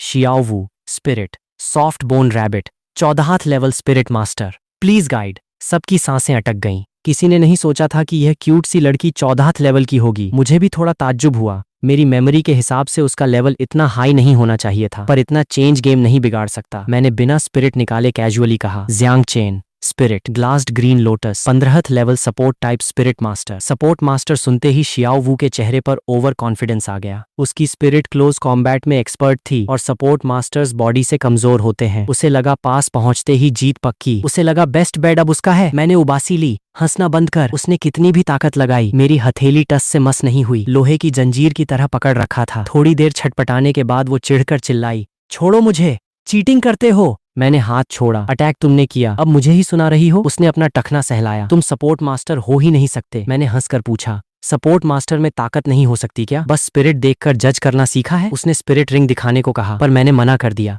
तेरे लिए इसकी जरूरत नहीं है। इस बात ने उसकी ईगो हर्ट कर दी। येलो स्पिरिट रिंग चमकी। उसकी फर्स्ट स्पिरिट स्किल वेस्ट बो एक्टिवेट हुई। वो एक पिंक शैडो बनकर ऊपर से आई और मेरी गर्दन को टांगों से लॉक करने की कोशिश की। कोई और होता तो बैलेंस खो बैठता, पर उसने पूरी ताकत लगा दी। फिर भी मैं टस से मस नहीं हुआ। उसे लगा उसने किसी 6 साल के बच्चे को नहीं, पहाड़ को पकड़ लिया है। बोरिंग, अब मूड नहीं है। मैंने उसे हवा में उछालकर बेड पर फेंक दिया। पूरे मैच में मैं अपनी जगह से हिला तक नहीं। शियाओ वू कमर सहलाकर बैठी, आंखें गुस्से से लाल थीं, पर दोबारा अटैक नहीं किया। समझ गई थी कि मैं सीरियस ही नहीं था। उसने तुरंत पैंतरा बदला, नहीं खेलना, इतने स्ट्रांग होकर लड़की पर रोब जमाते हो, क्या खाक हीरो हो? मैं उसके लॉजिक पर हंस पड़ा। चैलेंज तुमने किया, हार कर अब विक्टिम कार्ड खेल रही हो? उसने सीधे खिड़की वाले बेड पर उंगली रखी। ये बेड मेरा, तुमने मुझे परेशान किया है तो यह कॉम्पनसेशन है। मैंने भौहें उठाई। तू हारी है और बेड में दूं? स्ट्रॉन्ग बंदे को कमजोर की हेल्प करनी चाहिए, बेसिक मैनर्स हैं। ऊपर से मैं लड़की हूँ। उसकी ड्रामेबाजी देखकर मैंने हार मान ली। ठीक है, रह लेफ्टिनेंट पर जो हारेगा उसे 1 महीने तक पानी भरना पड़ेगा और पोछा लगाना पड़ेगा। उसने प्रोटेस्ट किया। मैंने वांग शेंग को देखा। उसने तुरंत हाँ में सिर हिलाया। हाँ दीदी, हॉस्टल 7 का यही रूल है। शियाओ वू ने हमें घूरा, चोटी झटकी। पोछा ही लगाना है ना? लगा लूंगी। शियाओ वू दीदी किसी से डरती नहीं। तभी तांग सान 2 रजाइयां लेकर आया। शियाओ वू को बेड पर ऐंठ कर बैठे देखकर चकरा गया। तुम यहाँ क्या कर रही हो? उसने मटक कर कहा, तुझसे मतलब? अब मैं भी रूम 3 में रहती हूँ। तांग सान ने मेरी तरफ सवालिया नजरों से देखा। मैंने रजाई ली और फेंक दी। क्या करूं? हार कर भी जाने को तैयार नहीं थी तो रख लिया। शियाओ वू चिल्लाई कि वो जबरदस्ती नहीं रुकी है। तांग सान कंफ्यूज्ड खड़ा रहा। उसे लगा नीचे बस रजाई लेने गया था और यहाँ पूरी कहानी बदल गई। मैंने वांग शेंग वगैरह को हॉस्टल 7 वापस भेजा और कहा कि शियाओ हुआ परेशान करे तो तांग सान को बता देना। सब चले गए। मैंने तांग सान के कंधे थपथपाए। रूम सेट कर, मैं कैंटीन देखकर आता हूँ। खाना सुनते ही शियाओ वू मेरे पीछे भागी। मैंने उसका खाली बेड देखा। पहले सामान सेट कर। उसने आंखें मटकाईं और तांग सान को स्वीट स्माइल दी। अब हम साथ रहते हैं तो मेरा बैग नीचे से ला दोगे क्या? तांग सान ने कभी ऐसी लड़की हैंडल नहीं की थी। उसका चेहरा लाल हो गया। शियाओ वू ने उसके कंधे पर हाथ मारा। जल्दी जाओ, ऑल द बेस्ट। तांग सान सच में जाने लगा। मैंने सिर पीटा। भाई, मेरी चमचीगिरी तो कोई इससे सीखे। शियाओ वू ने चिढ़ाया, जब तांग सान को प्रॉब्लम नहीं है तो तुम क्यों जल रहे हो? मैं जाने लगा, फिर रुका। कमर से वो स्टोरेज स्पिरिट टूल बेल्ट निकाली जो यू शियाओगांग से जीती थी और तांग सान की तरफ फेंक दी। तांग सान ने बेल्ट पकड़ी, हैरान रह गया। मैंने कैजुअली कहा, सामान ढोने में प्रॉब्लम होती है ना? ये स्टोरेज बेल्ट तू रख लेफ्टिनेंट। ये बेल्ट वैसे भी तांग सान की ही होनी थी और उसे सामान मिलने से मुझे 3x रिटर्न मिलता। तांग सान को लगा कि मेरे पास खुद कोई स्टोरेज टूल नहीं है, फिर भी मैं उसे इतना महंगा गिफ्ट दे रहा हूँ। वो मना करने लगा। चेन भाई, ये बहुत कीमती है, मैं नहीं ले सकता। दे रहा हूँ तो रख, टाइम वेस्ट मत कर। और हाँ, मेरे आने तक रूम साफ हो जाना चाहिए। तांग सान ने बेल्ट बांध ली। स्पिरिट पावर डालते ही उसके वेपन्स और हथौड़ा स्पेस में चले गए। उसके लिए यह एकदम परफेक्ट चीज थी। तांग सान ने इमोशनल होकर कहा, चेन भाई थैंक यू, मैं एहसान कभी नहीं भूलूंगा। मैंने उसका कंधा ठोका। थैंक यू बोलना है तो दबाकर ट्रेनिंग कर ताकि मुझे हरा सके। वो जितना स्ट्रांग होगा मेरा फायदा उतना बड़ा होगा। तभी सिस्टम का नोटिफिकेशन आया। तांग सान को स्टोरेज टूल मिला, 3x रिटर्न एक्टिवेटेड। आपको ग्रीन लोटस पेंडेंट मिला। मेरी गर्दन पर एक ठंडा चमकदार पेंडेंट आ गया जो एक बंद कमल की कली जैसा दिख रहा था। इस ग्रीन लोटस पेंडेंट में पूरे 100 क्यूबिक मीटर का स्पेस था, यहाँ तक कि इसमें जिंदा चीजें भी रखी जा सकती थीं। और तो और स्पिरिट पावर डालते ही यह एक शील्ड बनाता जो मुझसे 2 बड़े लेवल्स ऊपर के अटैक को रोक सकती थी, दिन में 3 बार यूज करने की लिमिट के साथ। तांग सान को मिली एक सस्ती सी बेल्ट और मुझे मिला स्टोरेज शील्ड वाला गॉड लेवल आइटम। मैंने पेंडेंट छुपाया और मन ही मन सोचा, मेन कैरेक्टर का भाई बनने में ही असली मजा है। थोड़ा सा 2 और छप्पर फाड़ के पाओ। शियाओ वू मुझे खड़ा देखकर चिल्लाई, चलो भी। भूख से पेट में चूहे कूद रहे हैं। मैंने उसे घूरा, तेरे खाने का ठेका मैंने नहीं लिया। उसने कमर पर हाथ रखे, मैच में इतनी एनर्जी वेस्ट हुई है, जीतने वाले की जिम्मेदारी है ट्रीट देना। मैं वैसे तो उससे दूर रहना चाहता था क्योंकि वो तांग सान की ग्रोथ के लिए जरूरी थी। तांग सान का मोटिवेशन हाई था, पर इमोशनल ट्रिगर के बिना वो आगे नहीं बढ़ता। मैंने मना किया तो शियाओ वू मेरे हाथ से चिपक गई, भालू की तरह लटक गई। जब तक खाना नहीं खिलाओगे नहीं छोड़ूंगी। मैं उसे हटाने ही वाला था कि तांग सान पीछे से बोला, चेन भाई आप चले जाओ, रूम में संभाल लूंगा। तांग सान को खुद अपना चांस गंवाते देखकर मेरा सिर घूमने लगा। साला अंदर से जल रहा है फिर भी कूल बनने की एक्टिंग कर रहा है। शियाओ वू और अकड़ गई, देखा तेरा भाई खुद बोल रहा है। मजबूरी में मैंने उसे छोड़ा और कैंटीन चलने को कहा। वो खुशी खुशी मेरे पीछे चलने लगी। तांग सान दरवाजे पर खड़ा हमें जाते देखता रहा। उसके दिल में अजीब सी टीस उठी। उसे लगा उसने गलत बोल दिया। शाम ढल रही थी, रास्तों पर लैंप्स जल चुके थे। शियाओ वो उछल कूद करते हुए पूछ रही थी, कहाँ खाना है? मैंने कहा सिर्फ कैंटीन। उसने मुंह बनाया और बोली कि दबाकर खाएगी। मैंने ताना मारा, तेरी बॉडी देखकर लगता है 2 गाजर में पेट भर जाएगा। मैं खरगोश नहीं हूँ। वो चिढ़ गई। हम कैंटीन पहुंचे। वर्किंग स्टडी एरिया में बस पतला दलिया, सूखी रोटी और अचार था। शियाओ वू का मुंह बन गया। मुझे भी लगा इससे पेट नहीं भरेगा। मैं उसे लेकर सीधे 2nd फ्लोर पर चला गया। यहाँ काफी स्पेस था, खाना अच्छा था, बस कुछ अमीर सीनियर स्टूडेंट्स खा रहे थे। कोने में बैठे कुछ लड़कों ने हमारे सिंपल कपड़े देखे तो मुंह बनाया, पर शियाओ वू को देखकर उनकी आंखें चमक गईं। मैं जैसे ही आगे बढ़ा, खिड़की के पास एक जाना पहचाना चेहरा दिख। वही सीरियस शक्ल, वही कट टू कट बाल। Yu Xiaogang. उसके सामने चिकन, सूप और बढ़िया रोटियां रखी थीं। तभी एक सीनियर स्टूडेंट हमारे पास आया और हंसते हुए बोला, ये जगह तुम जैसे गरीबों के लिए नहीं है, नीचे जाओ और सूखी रोटी खाओ। शियाओ वू का चेहरा गुस्से से लाल हो गया, पर मेरे चेहरे पर स्माइल आ गई। एकेडमी के पहले ही दिन एक और बकरा खुद हलाल होने आ गया था। मैं और शियाओ वू कैंटीन की दूसरी मंजिल पर जा रहे थे, लेकिन कुछ लोगों ने वर्क स्टडी स्टूडेंट कहकर हमें रोक लिया। तभी सीढ़ियों से जानी पहचानी कदमों की आवाज आई। सूजे हुए चेहरे वाला शियाओ हुओ अपने 2 साथियों के साथ ऊपर आया। उसे देखते ही वो सीनियर स्टूडेंट्स ऐसे भागे जैसे उन्हें सहारा मिल गया हो। उनमें से एक बोला, बॉस ये दोनों नए वर्क स्टडी स्टूडेंट्स रूल्स नहीं जानते, हम आपकी तरफ से इन्हें समझा रहे थे। शियाओ हुओ पहले तो चिढ़ा हुआ था, लेकिन जैसे ही उसने मुझे देखा वो वहीं जम गया। उसका चेहरा देखते देखते सफेद पड़ गया। उधर वो लड़का कुछ समझा ही नहीं, अब भी बोलता जा रहा था, बॉस इन्हें सीनियर्स की इज्जत करना सिखाइए। मैं मुस्कुराया, अच्छा तो मैं भी देखता हूँ तुम्हारा बॉस मुझे कैसे सिखाएगा। लड़का कुछ बोल पाता उससे पहले पीछे से एक जोरदार लात पड़ी। वो सीधा लड़खड़ाकर मेज से जा टकराया। घूमकर गुस्सा करने ही वाला था कि देखा शियाओ हुओ पहले ही मेरे सामने पहुंच चुका था। चेहरे पर जबरदस्ती मुस्कान लाकर बोला, बड़े भाई आप भी दूसरी मंजिल पर खाना खाने आए हैं? पूरा कैंटीन एकदम शांत हो गया। तीनों सीनियर्स की आंखें फटी रह गईं। मैंने भौं उठाई, मैं कब से तेरा बड़ा भाई बन गया? वो जल्दी से बोला, जिसने ताकत से हमें हराया वही हमारा बॉस। उसे अब समझ आ चुका था, जो बिना मार्शल स्पिरिट निकाले 3 स्पिरिट मास्टर्स को सेकंडों में हरा दे, उससे दुश्मनी लेना बेवकूफी है। दुश्मनी बढ़ाने से अच्छा उसी का आदमी बन जाओ। मैंने देखा अक्ल आ गई है तो ज्यादा कुछ नहीं कहा, अगर तुम लोग साथ आना चाहते हो तो ठीक है, मैं रख लेता हूँ। ये सुनते ही तीनों ने राहत की सांस ली। फिर शियाओ हुओ उन तीनों सीनियर्स की तरफ मुड़ा, चेहरा तुरंत सख्त हो गया। तो तुम लोग मेरे बड़े भाई को रोक रहे थे? तीनों घबरा गए, जल्दी से बोले, नहीं हम तो बस मजाक कर रहे थे। बात पूरी भी नहीं हुई थी कि एक थप्पड़ गूंज गया। शियाओ हुओ ठंडे स्वर में बोला, मजाक में भी? तुमने कहा कि मेरे बॉस दूसरी मंजिल पर आने लायक नहीं। तीनों तुरंत झुककर माफी मांगने लगे, इस बार पूरी ईमानदारी के साथ। शियाओ वू बगल में खड़ी हंसी रोक रही थी। अभी तक का सारा गुस्सा एक पल में गायब हो गया। मैंने हाथ हिलाया, बस अब हटो, मुझे खाना खाना है। शियाओ हुओ तुरंत अपने आदमियों को लेकर चला गया। जाते जाते पूछ भी गया, बॉस सीट चाहिए क्या? मैंने ध्यान ही नहीं दिया। भीड़ के उस पार एक कोने में बैठे यू शियाओगांग पर नजर टिक गई। वो एक हाथ से चेहरा छिपाकर दूसरे हाथ से सूप पी रहा था, जैसे सोच रहा हो अगर आंख नहीं मिली तो मैं उसे देखूंगा ही नहीं। मैं सीधा जाकर उसके सामने बैठ गया और आराम से रोस्ट चिकन की एक टांग उठा ली। मास्टर फिर मिल गए। उम्मीद है अपने स्टूडेंट्स को एक टाइम खाना खिलाने में आपको दिक्कत नहीं होगी। यू शियाओगांग का हाथ हल्का सा रुक गया, लेकिन शिष्य बनाने की उम्मीद में मुस्कुराकर बोला, बिल्कुल नहीं, तुम लोग अभी बढ़ने की उम्र में हो। शियाओ वू भी बैठ गई। मैंने मेन्यू उसकी तरफ बढ़ाया, जो खाना है खुलकर ऑर्डर करो, मास्टर से शर्माने की जरूरत नहीं। फिर मैंने जानबूझकर जोड़ा, वैसे भी मास्टर एकेडमी में प्रिंसिपल के बाद सबसे बड़े आदमी हैं, इतना तो अफोर्ड कर ही सकते हैं, है ना। यू शियाओगांग मेज से गायब होती चिकन देखता रहा। दिल में दर्द साफ दिख रहा था,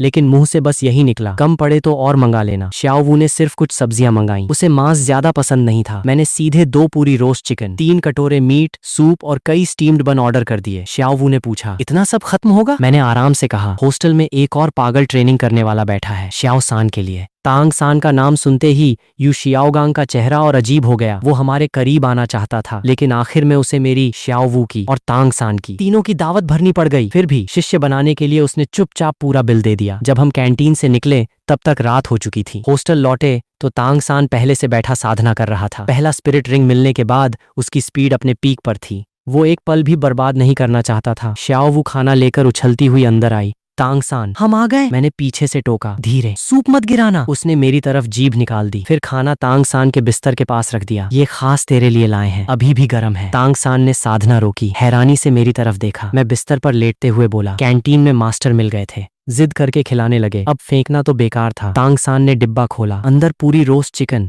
स्टीम्ड बन और मीट सूप था। जो लड़का बचपन से दलिया खाकर बड़ा हुआ हो, उसके लिए ये किसी दावत से कम नहीं था। उसकी आंखों में हल्की गर्माहट आ गई। वो शुक्रिया बोलता उससे पहले ही मैंने आंखें बंद कर लीं। चल जल्दी खा लेफ्टिनेंट। उस दिन से हम तीनों की नॉटिंग अकेडमी वाली जिंदगी शुरू हो गई। ट्रेनिंग, स्पारिंग, क्लास और अकेडमी के टास्क। ऊपर से सब शांत दिखता था, लेकिन हमारी ताकत हर दिन तेजी से बढ़ रही थी। पलक झपकते 2.5 साल निकल गए। क्रिएशन, ग्रीन, लोटस और सिस्टम के 3 रिटर्न की वजह से मैं 6 महीने पहले ही लेवल 20 पर पहुंच चुका था और लगातार अपनी नींव मजबूत कर रहा था। तांग सान और श्याओवू भी एक एक करके वहीं पहुंच गए। अब हम तीनों एक साथ लेवल 20 की दहलीज पर खड़े थे। अब अगला टारगेट था दूसरा स्पिरिट रिंग। सुबह सुबह अकेडमी के पीछे वाले मैदान में मैं जम्हाई लेते हुए सामने खड़े दोनों को देखने लगा। तो आज सच में दोनों मिलकर लड़ोगे? पहले ही बोल देता हूँ, हारने के बाद कोई जमीन पर बैठकर ड्रामा मत करना। मेरी बात खत्म होते ही श्याओवू ने कमर पर हाथ रख लिया। किसे बोल रहे हो ड्रामा क्वीन? इस बार दोनों ने मिलकर मुझे हराने का फैसला किया था। तांग सान कंट्रोल और हिडन वेपन्स में माहिर था, श्याओवू क्लोज कॉम्बैट और ग्रैपलिंग में। सालों की प्रैक्टिस के बाद दोनों की टीम वर्क काफी जबरदस्त हो चुकी थी। उनका मानना था, भले मुझे हरा न पाए, लेकिन कम से कम मुझे एक बार तो अपना मार्शल स्पिरिट निकालना ही पड़ेगा। मैंने आलस से उंगली हिलाई, चलो शुरू करो,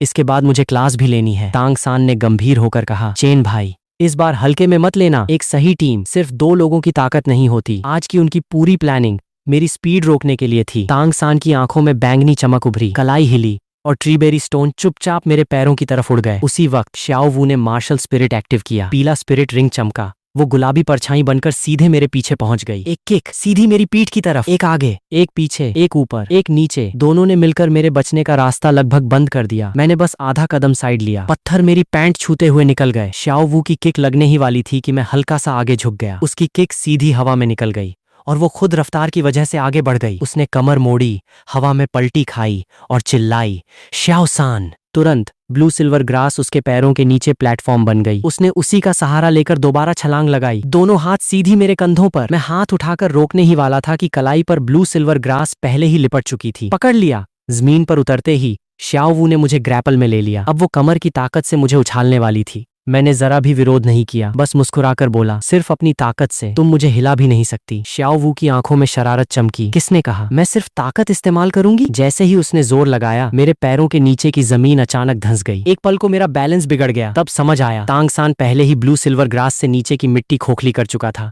पहले के सारे अटैक बस इसी मौके के लिए थे। गुरुत्व और रफ्तार का फायदा उठाकर श्याओवू ने आखिर मुझे उछाल ही दिया। मैं सीधा गड्ढे में जा गिरा। चारों तरफ धूल उड़ गई। श्याओवू खुशी से उछल पड़ी। इतनी बार लड़ने के बाद पहली बार उसकी ग्रैपलिंग मेरे ऊपर चली थी। तांग सान भी मुस्कुरा दिया। प्लान आखिर काम कर गया था, लेकिन खुशी के बाद श्याओवू थोड़ा घबरा गई। हमने कहीं ज्यादा जोर तो नहीं लगा दिया? तांग सान मेरी बॉडी अच्छी तरह जानता था, फिर भी पूरी तरह निश्चिंत नहीं था। तभी धूल के बीच से मेरी आवाज आई, लगता है इतने साल की ट्रेनिंग बेकार नहीं गई। मैं बिना एक खरोंच के गड्ढे से बाहर निकल आया। मेरे पूरे शरीर पर सुनहरी रोशनी चमक रही थी, जैसे मैंने सोने का कवच पहन रखा हो। तांग सान का शरीर तुरंत तन गया। वो इस ताकत को पहचानता था। 2.5 साल पहले इसी गोल्डन बफ के दम पर मैंने 700 साल वाले स्पिरिट बीस्ट को हराया था। श्याओवू सुनहरी रोशनी में मुझे देखकर बिना वजह हल्का सा शर्मा गई। मैं मुस्कुराया। टीम वर्क बुरा नहीं था, लेकिन अफसोस, तुम लोगों का मुकाबला मुझसे है। वो तुरंत बोली, इतना भी मत उड़ो, अभी तो बस वार्म अप था। श्याओवू दीदी ने अभी सीरियस खेला ही नहीं। तांग सान और श्याओवू ने एक दूसरे को देखा। दूसरा राउंड तुरंत शुरू हो गया।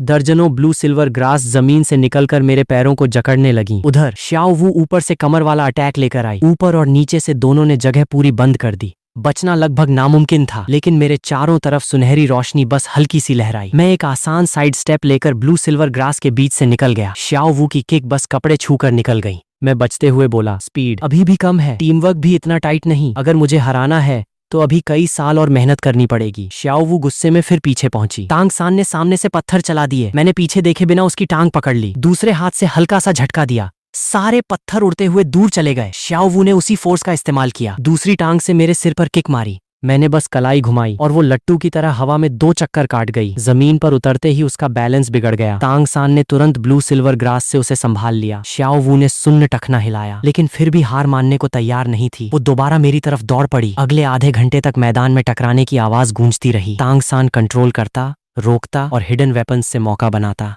श्याओ वू लगातार क्लोज कॉम्बैट करती रही। दोनों बारी बारी से हमला करते रहे, लेकिन मेरी गोल्डन बफ को तोड़ नहीं पाए। पूरे मैच में मैं सिर्फ एक बार हिला, वो भी श्याओ वू को गिरने से बचाने के लिए। बस अब नहीं। श्याओ वू दीदी थक गई। वो धम्म से जमीन पर बैठ गई। तांग सान भी रुक गया। माथे का पसीना पोंछते हुए गहरी सांस लेने लगा। आधे घंटे तक दोनों साथ लड़ते रहे। मुझे तोड़ना तो दूर, अपनी सारी स्पिरिट पावर ही खत्म कर बैठे। मैंने गोल्डन रोशनी वापस ली। श्याओ वू को हाथ पकड़कर उठाया। वो चुपके से मुझे धक्का देने लगी, लेकिन मैं टस से मस नहीं हुआ। मैंने आसमान की तरफ देखा। अगर आराम हो गया हो तो चलते हैं, आज तुम दोनों के दूसरे स्पिरिट रिंग भी लेने हैं। तांग सान बोला, हमारी स्पिरिट पावर कम से कम 2 घंटे बाद लौटेगी। मैं मुस्कुराया। हथेली खोली। कांच जैसी हरी कमल धीरे धीरे सामने खिल उठी। पारदर्शी पंखुड़ियां 7 रंगों वाले कमल बीज को घेरे थीं। पूरी चीज किसी आर्ट पीस जैसी लग रही थी। अगले ही पल लोटस से हरी रोशनी फूट पड़ी। पारदर्शी पंखुड़ियां भी हरे रंग में रंग गईं। नरम रोशनी लहरों की तरह फैलकर तांग सान और श्याओ वू को ढक गई। दोनों को लगा जैसे पूरा शरीर गर्माहट में डूब गया हो। थकान तेजी से गायब होने लगी।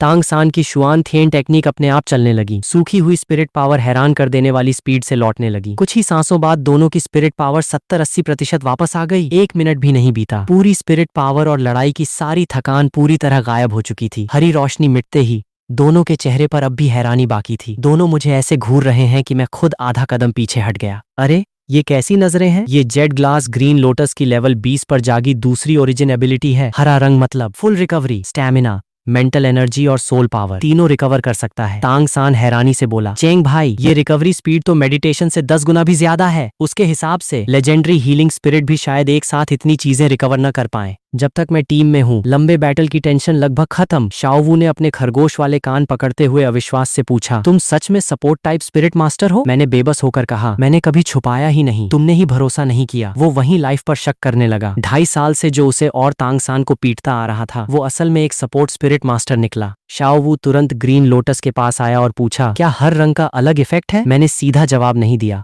बस इतना कहा, खुद गैस करो। वो गुस्से में मुझे कंजूस बोलता रहा, लेकिन अगले ही पल फिर पीछे पीछे चल पड़ा। तांग सान भी मुस्कुराते हुए साथ हो लिया। हम अभी भी अकादमी के स्टूडेंट थे, इसलिए सीधे स्पिरिट बीस्ट एरिया में नहीं जा सकते थे। पहले स्पिरिट हॉल से परमिट लेना जरूरी था। हम तीनों लेवल 20 पहुंच चुके थे, इसलिए अप्रूवल बहुत आसानी से मिल गया। आधे घंटे से भी कम में परमिट हाथ में था। हमने नुओडिंग सिटी छोड़ी और पास के हंटिंग फॉरेस्ट में एंट्री कर ली। मैं सबसे आगे था, तांग सान पीछे और श्याओ वू चारों तरफ उत्सुकता से देख रहा था। रास्ते में तांग सान ने यू शियाओगांग की थ्योरी का जिक्र किया। उसके मुताबिक दूसरे सोल रिंग की लिमिट करीब 700 साल होती है, लेकिन हमारी बॉडी अलग है, इसलिए शायद उससे ज्यादा झेल सकते हैं। मैं रुक गया और बोला, थ्योरी सिर्फ रेफरेंस होती है, असली लिमिट बॉडी और विल पावर तय करती है। तुम्हारी ब्लू सिल्वर ग्रास में जबरदस्त लाइफ पोटेंशियल है। दूसरा सोल रिंग किसी 1000 साल पुराने प्लांट स्पिरिट बीस्ट से लेना, तभी इसकी टफनेस सबसे ज्यादा बढ़ेगी। 1000 साल? सुनते ही श्याओ वू की आंखें फैल गईं। उसे डर था कि तांग सान सह नहीं पाएगा। मैंने उसके सिर पर हल्की चपत लगाई। तांग सान की टेक्निक अलग है, उसकी बॉडी आर्म स्पिरिट मास्टर्स से कहीं ज्यादा मजबूत है। तांग सान ने भी गंभीरता से सिर हिलाया। मैं ट्राई करूंगा। इन सालों में मेरी लगातार ट्रेनिंग के कारण उसने अपनी टेक्निक को दूसरे स्तर की पीक तक पहुंचा दिया था।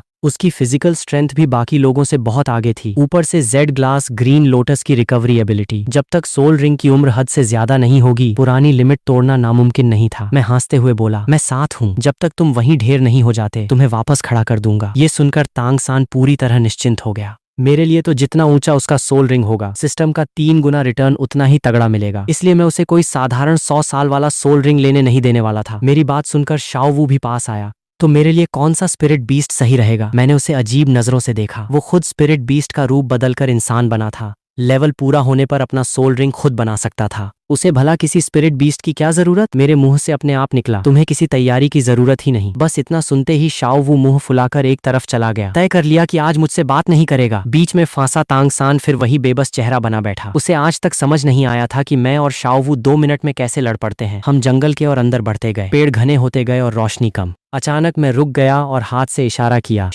थोड़ी दूर खुली जगह में गहरे हरे रंग की बेलें एक भेड़िए जैसे स्पिरिट बीस्ट को जकड़े हुए थीं और उसकी लाइफ फोर्स लगातार सोख रही थी। उन बेलों का स्रोत था आधे इंसान जितना ऊंचा एक अजीब पौधा। उसके मोटे तने पर गहरे लाल रंग के पैटर्न बने थे। भेड़िया अभी भी छटपटा रहा था, लेकिन उसका शरीर तेजी से सूखता जा रहा था। तांग सान ने अपनी पर्पल डेमन आइज एक्टिव की और ध्यान से देखा। ब्लडथर्स्टी वाइन बेलों की मोटाई और लाल निशानों से अंदाजा लगाते ही उसने कहा, कम से कम 1000 साल पुरानी है। ये सुनते ही मैं और तांग सान दोनों की आंखें चमक उठीं। ब्लडथर्स्टी वाइन की लाइफ फोर्स बेहद मजबूत थी। उसकी बेलें भी आम प्लांट स्पिरिट बीस्ट से कहीं ज्यादा ताकतवर थीं। ब्लू सिल्वर ग्रास को अपग्रेड करने के लिए इससे बेहतर टारगेट मुश्किल था। मैंने उसकी तरफ देखा। ये तुम्हारा शिकार है। तांग सान साफ चौंक गया। मैं अकेला? मैंने गंभीर होकर कहा, लो लेवल लड़ाइयां अब तुम्हें कुछ नहीं सिखाएंगी। सच में मजबूत बनना है तो हमेशा अपने से ताकतवर दुश्मन को चैलेंज करना पड़ेगा। तांग सान ने गहरी सांस ली। उसकी आंखों में बैंगनी रोशनी चमकी और उसकी टेक्निक पूरी तरह एक्टिव हो गई। वो बिना आवाज किए खुली जगह की तरफ बढ़ा। ब्लडथर्स्टी वाइन उस वक्त भेड़िए की लाइफ फोर्स सोखने में डूबी हुई थी। उसकी सतर्कता साफ कम थी। यही पहला अटैक करने का सबसे सही मौका था। तांग सान ने तुरंत समझ लिया कि अपनी लाइफ बनाए रखने के लिए इस वाइन के पास बहुत ज्यादा बेलें नहीं होंगी। असली बात थी बाहरी डिफेंस तोड़कर सीधे मेन ट्रंक पर हमला करना। उसने दोनों हाथ घुमाए। कई छिपे हुए प्रोजेक्टाइल हवा चीरते निकले और बेलों को जमीन से जड़ दिया। अगले ही पल उसने अपना पहला सोल स्किल छोड़ा। गहरे बैंगनी रंग की ब्लू सिल्वर ग्रास जमीन से फूट निकली और मुख्य बेलों को कसकर जकड़ लिया। पत्तों की एबिलिटी लगातार उसकी सोल पावर खींचने लगी। लेकिन 1000 साल पुराने स्पिरिट बीस्ट की ताकत पहले सोल रिंग से कहीं ऊपर थी। बेलें जोर से तड़पीं। लगभग उसी पल ब्लू सिल्वर ग्रास को चीर दिया और तांग सान पर कोड़े की तरह टूट पड़ी। तांग सान अपनी ही ब्लू सिल्वर ग्रास पर कदम रखकर हवा में उछला। उसकी मूवमेंट टेक्निक तुरंत एक्टिव हो गई। वो मछली की तरह बेलों के बीच से निकलता गया और साथ ही एक के बाद एक छिपे हथियार दागता रहा, जो हर बेल को सटीक निशाने से भेदते गए। शाओ वू ये सब देखकर दंग रह गया। उसने तांग सान को पहले कभी इतनी कमाल की टेक्निक इस्तेमाल करते नहीं देखा था। वो धीरे से मुझसे बोला, अगर तांग सान ऐसे ही इसे घिसता रहा तो क्या जीत पक्की है? मैंने सिर हिलाया। नहीं, आखिरकार उसके छिपे हथियार सीमित हैं। देखने में प्लांट स्पिरिट बीस्ट की सबसे बड़ी ताकत उसकी रिकवरी होती है। अगर तांग सान अपने छिपे हथियार खत्म होने से पहले मेन ट्रंक नहीं तोड़ पाया तो अगला शिकार वही बनेगा। अपनी मूवमेंट और हिडन वेपन्स के दम पर तांग सान ने जल्दी ही ज्यादातर बेलें काट डाली। अब मेन ट्रंक बस कुछ कदम दूर था, लेकिन जैसे ही उसने थोड़ा रिलैक्स किया, ब्लडथर्स्टी वाइन के तने पर बने गहरे लाल पैटर्न अचानक चमक उठे। जिन घावों को उसने अभी अभी बनाया था वो पल भर में भर गए। टूटी हुई बेलों की जगह पहले से भी मोटी नई बेलें उगाईं। तांग सान की आंखें सिकुड़ गईं। उसने तुरंत पीछे हटना चाहा, लेकिन नई बेलों की स्पीड और ताकत दोनों पहले से कहीं ज्यादा थीं। ऊपर से उसकी स्टैमिना भी लगभग खत्म हो चुकी थी। एक मोटी बेल ने उसकी बाईं टांग कसकर जकड़ ली। नुकीले कांटे त्वचा में धंस गए। तेज दर्द से उसका चेहरा सफेद पड़ गया और उसकी चाल एक पल के लिए रुक गई। खून का स्वाद मिलते ही ब्लडथर्स्टी वाइन और भी पागल हो गई। बाकी सारी बेलें चारों तरफ से टूट पड़ी। तांग सान के बचने के सारे रास्ते बंद हो गए। पहली बार उसकी आंखों में निराशा दिखी। उसी पल मैंने हथेली में मौजूद जेड ग्लास ग्रीन लोटस को एक्टिव किया। चमकदार सफेद रोशनी फूट पड़ी। पहला soul skill green lotus holy glow, single target buff. दर्जनों मीटर दूर एक सफेद रोशनी की किरण सीधी तांग सान पर गिरी। उसे लगा जैसे गर्म ऊर्जा पूरे शरीर में फट पड़ी हो। ताकत, स्पीड, रिफ्लेक्स, रिकवरी और सोल पावर सब एक ही पल में पागलों की तरह बढ़ गए। जो सोल पावर लगभग खत्म हो चुकी थी वो फिर से उफान मारने लगी। तांग सान ने सहज ही जोर लगाया। उसकी टांग पकड़ने वाली मोटी बेल सीधे टूटकर बिखर गई। ब्लडथर्स्टी वाइन का पूरा तना कांप उठा। उसे समझ ही नहीं आया कि जो इंसान अभी मौत के मुहाने पर था वो अचानक इतना ताकतवर कैसे हो गया। तांग सान ने अपने हाथों को देखा। उसकी आंखों में फिर बैंगनी चमक लौटी। अब मेरी बारी। ब्लू सिल्वर ग्रास उसकी दाईं मुट्ठी पर लिपट गई और गहरे बैंगनी रंग का मुक्का बन गई। इस बार उसने कोई जटिल हिडन वेपन नहीं चलाया, बस एक कदम आगे बढ़ा और पूरी ताकत से मेन ट्रंक पर मुक्का दे मारा। जंगल में भारी धमाका गूंज उठा। होली ग्लो के फुल बफ के बाद इस एक मुक्के ने सीधे ब्लडथर्स्टी वाइन की डिफेंस तोड़ दी। तने में बड़ा सा छेद हो गया और गहरा लाल रस बाहर फूट पड़ा। तांग सान खुद अपनी मुट्ठी देखने लगा। इतनी देर की मेहनत एक बफ लगे मुक्के के सामने फीकी पड़ गई। मैंने पीछे से आवाज लगाई, क्या देख रहा है, जल्दी खत्म कर। वो तुरंत संभला। ब्लू सिल्वर ग्रास और हिडन वेपन्स एक साथ बरस पड़े। मेन बेलों की सुरक्षा टूटते ही ब्लडथर्स्टी वाइन के पास पलटवार का कोई मौका नहीं बचा। कुछ ही देर में उसकी सारी हरकत बंद हो गई। उसके ऊपर धीरे धीरे एक गहरा बैंगनी सोल रिंग उभर आया। उसकी ताकतवर ऑरा देखकर तांग सान उत्साहित भी था और थोड़ा घबराया भी। उसने मेरी तरफ देखा। चेंग भाई, क्या मैं सच में इसे एब्जॉर्ब कर सकता हूँ? मैंने उसके कंधे पर हाथ रखा। मैं साथ हूँ, तुम्हें कुछ होना आसान नहीं है। तांग सान ने बिना झिझक अपनी टेक्निक चलाई और बैंगनी सोल रिंग को अपनी तरफ खींच लिया। रिंग शरीर में उतरते ही उसका पूरा बदन जोर से कांप गया। चेहरा पल भर में सफेद पड़ गया। 1000 साल पुराने सोल रिंग की ताकत बाढ़ की तरह उसकी नसों में टूट पड़ी। पहले सोल रिंग से कई गुना ज्यादा भयानक झटका था। पूरी ताकत लगाने के बाद भी उसे लग रहा था जैसे शरीर अंदर से फट रहा हो। कुछ ही देर में माथा पसीने से भर गया। जब उसकी नसें जवाब देने वाली थीं, तभी मेरे जेड ग्लास ग्रीन लोटस की हरी रोशनी उस पर फैल गई। हीलिंग एनर्जी लगातार उसके शरीर में जाती रही और हर छोटी बड़ी चोट तुरंत भरती गई। मैंने शांत आवाज में कहा, ध्यान सिर्फ सोल पावर पर रखो, बाकी सब मुझ पर छोड़ दो। तांग सान का मन तुरंत स्थिर हो गया। उसने दांत भींचकर फिर से अपनी टेक्निक चलानी शुरू की। शाओवू एक तरफ खड़ा सब देख रहा था। उसकी नजर कभी कभी मरी हुई ब्लडथर्स्टी वाइन पर जाती, आंखों में हल्की जटिल भावना उभरती, लेकिन उसने कुछ नहीं कहा। समय धीरे धीरे बीतता गया। पूरे 2 घंटे बाद तांग सान के शरीर में बिखरी सोल पावर आखिर शांत हुई। बैंगनी सोल रिंग पूरी तरह उसके अंदर समा गया। उसने धीरे से आंखें खोली। उसकी पुतलियों में गहरी लाल चमक लहराई। अब उसकी ऑरा पहले से कई गुना मजबूत थी। वो उत्साह से बोला, ये ब्लडथर्स्टी वाइन 1900 साल पुरानी थी। इसे एब्जॉर्ब करने के बाद मैं सीधे लेवल 22 पर पहुंच गया और मेरी ब्लू सिल्वर ग्रास भी इन्वॉल्व हो गई लगती है। साल सुनते ही मेरा दिल धड़क उठा। 3 गुना रिटर्न मतलब कम से कम 5000 साल। लेकिन चेहरे पर मैंने कुछ नहीं दिखाया। मैंने संतोष से सिर हिलाया और दोनों को वहीं रुककर अपनी हालत स्थिर करने को कहा। खुद बहाना बनाकर दूर जंगल में चला गया। सिस्टम का रिवॉर्ड आने वाला था। उनके सामने एब्जॉर्ब करना सही नहीं था। एक सुनसान ढलान पर बैठते ही सिस्टम की आवाज समय पर गूंज उठी। तांग सान ने दूसरा सोल रिंग एब्जॉर्ब किया। ब्लडथर्स्टी वाइन 1900 साल, 3 गुना रिटर्न एक्टिव। इनाम दूसरा soul ring night fire red lotus. उम्र 5700 साल। मैंने बिना सोचे तुरंत एब्जॉर्ब करना चुन लिया। गर्म लेकिन मुलायम ताकत मेरे डेंटियन से उठी। त्वचा पर हल्की लाल चमक फैल गई। आसपास की हवा भी गर्मी से हल्की मुड़ने लगी। कुछ ही सांसों में मेरी सोल पावर लेवल 20 से सीधे लेवल 23 पहुंच गई। 5700 साल पुराना दूसरा सोल रिंग पूरी तरह शरीर में समा गया। साथ ही नया सोल स्किल जाग गया। Green lotus, red lotus night fire. अब jade glass green lotus, red lotus रूप ले सकती थी। ये परम अग्नि छोड़ती, दुश्मन को लगातार जलाती और उस पर ऐसा कर्म मार्ग छोड़ती जिससे बाद की आग और भी ज्यादा नुकसान पहुंचाती। सबसे कमाल की बात, अगर यही आग अपने साथी पर इस्तेमाल करूं तो उसे जरा भी नुकसान नहीं होगा। उल्टा उसकी बॉडी टेम्पर होगी और सारे नेगेटिव स्टेटस खत्म हो जाएंगे। मतलब मेरी सबसे बड़ी कमी, रेंज्ड अटैक, भी पूरी हो गई। साथ ही ज्यादातर जहर के खिलाफ सुरक्षा भी। यहाँ तक